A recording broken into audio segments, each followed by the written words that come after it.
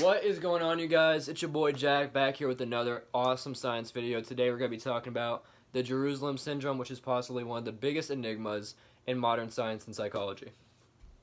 So the Jerusalem syndrome, it was first noticed in the 40s, and it was noticed as people were coming into Jerusalem. That's when really tourism started building up a lot more. And what happened is people started realizing that some tourists who were coming to Jerusalem, predominantly Christians, but some Jewish people as well, were really experiencing these bizarre syndromes, these bizarre psychotic and delusional episodes where they became convinced that they were some significant character that had some sort of biblical significance or spiritual significance. And, it really wasn't thought of too much. People didn't pay that much attention to it until the 70s when a study was done, and it was deemed the title, the Jerusalem Syndrome. And it's called that because it's really only predominant in Jerusalem, of all places. And today we're going to be talking about what this syndrome is, how it's caused, at least from what science knows. We're going to be talking about the type of people that experience it, and we're going to be talking about what it possibly is there a cure to it, and how can we find out more about it. So starting off, the Jerusalem syndrome is experienced by people who go to Jerusalem, typically tourists, but sometimes it's locals as well, but very rarely. And it's people who go to Jerusalem, I can't speak today, I'm sorry. People who go to Jerusalem and start experiencing these just bizarre syndromes. Sometimes it can be a tourist who's going there just for a day, and they just get overwhelmed with these feelings of anxiety, with social isolation.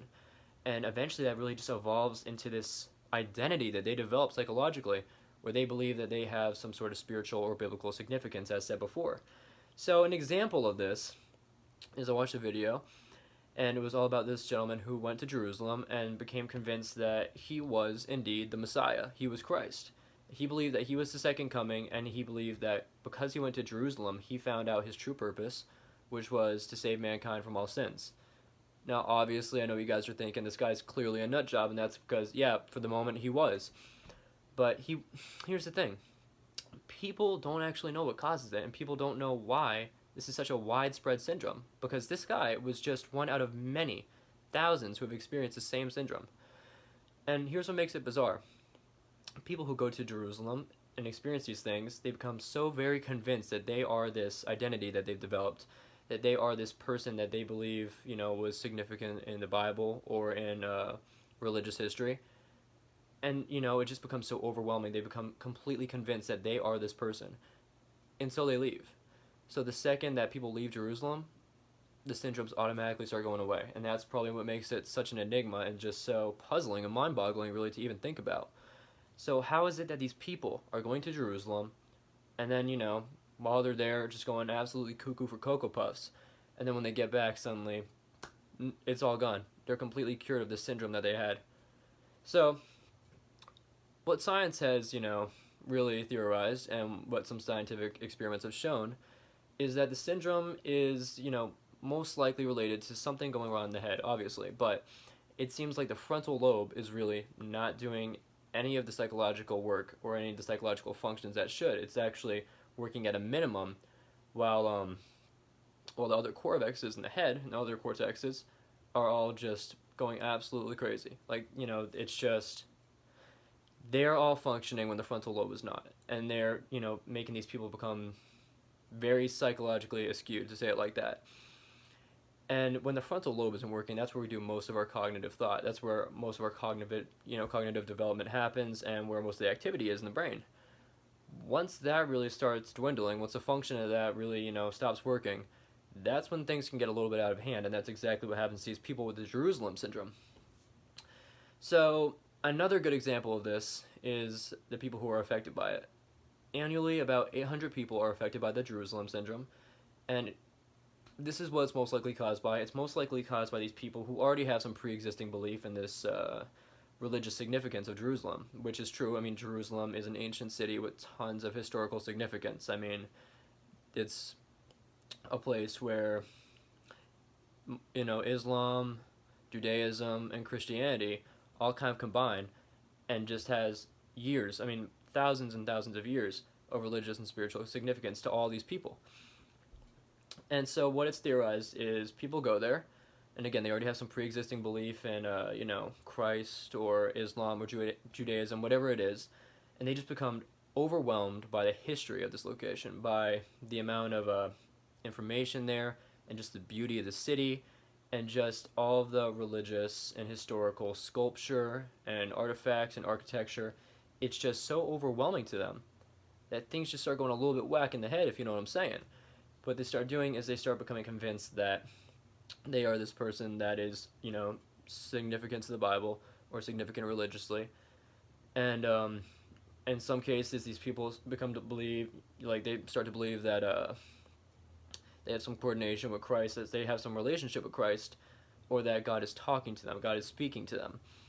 And in other cases, they become so convinced that they have some significance, some relation with Christ, that they go off missing. And this has happened multiple times. One recently happened. This was, I think, 4 years ago. A gentleman went missing while he was in Jerusalem, and he was found in the desert. And he had been attempting to roam the desert for 40 days and 40 nights, just as Christ had in the Bible. So, I mean, that kind of shows you just like the magnitude, the sheer magnitude of this condition, this syndrome. And all the patients who were diagnosed with the Jerusalem syndrome, which, again, there's only so many people who are diagnosed with it who are actually hospitalized for it. It affects many more people than those numbers actually show. All those people were all able to, complete a full recovery, just a full and complete recovery after they left Jerusalem. So that's one of the things that makes this so weird.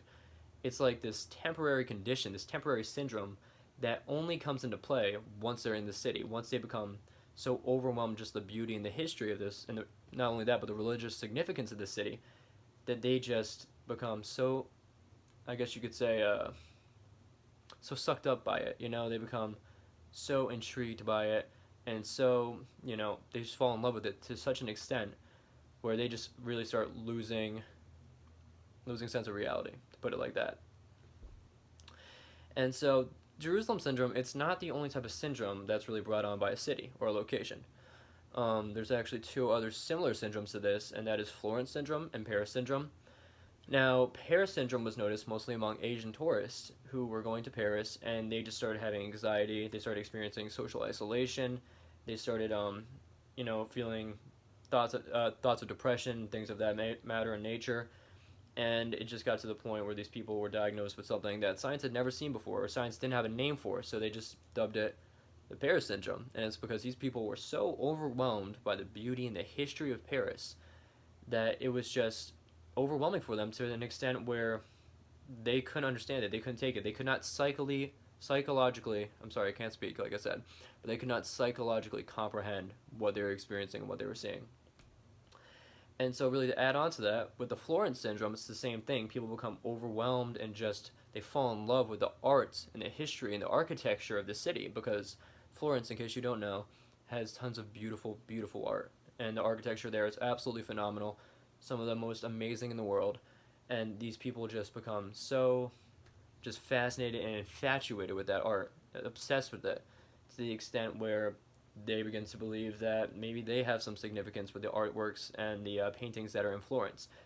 One example is one individual became so convinced that he was a reincarnation of one of these Italian artists that he started trying to paint like them and everything. He started trying to point out pictures of what he thought was him in these paintings. And again, just to put in perspective for you and just to kind of sum it up, this guy kind of lost his mind.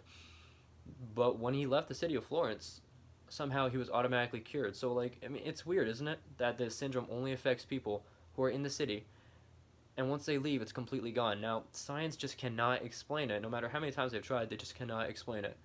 And, every single day we are becoming more advanced technologically and scientifically and medically when it comes to scientific research and medical research. And the technology that we have can really help us understand more what's going on inside our heads. But even with all this, medical advancements and science and technology and everything that we have, we still cannot figure out exactly what it is that's causing these people to just lose their minds in these cities. And that's perhaps what makes this the most interesting to me, that science cannot even really properly explain it. It's just a phenomenon that happens that we just don't really know how to understand. We don't know how to comprehend. And that's probably one of the things that makes this so intriguing to me and just so amazing. And it's just because we don't know the full potential and the full capabilities that our minds have. And this is just kind of an example. I think this is actually exemplary when it comes to we don't know the full potential of our psychological and cognitive abilities. And I just think that's extremely impressive. It's something that definitely I think about a lot, and it's something that I wonder about a lot as well. But what we can hope for is, as science continues to advance, that possibly one day we can maybe understand what's really going on inside these people's heads when they're experiencing this syndrome. And that's really all, guys. Again, thank you for bearing with me through this video. I know it's been kind of rough, through quarantine and everything. But again, I hope you guys are all doing well. I hope you guys enjoyed this. I hope this was, at least in some way informative. And if you're, interested about this, or if you have any questions, I recommend, texting me or DMing me, or, emailing me. Actually, I don't know why I said DMing. This isn't Instagram. But I'd recommend emailing me. We can talk about it and do some research on your own. See what you can find out, because I would love to learn more from you guys. Anyways, thank you guys so much. Y'all take care. Peace and love.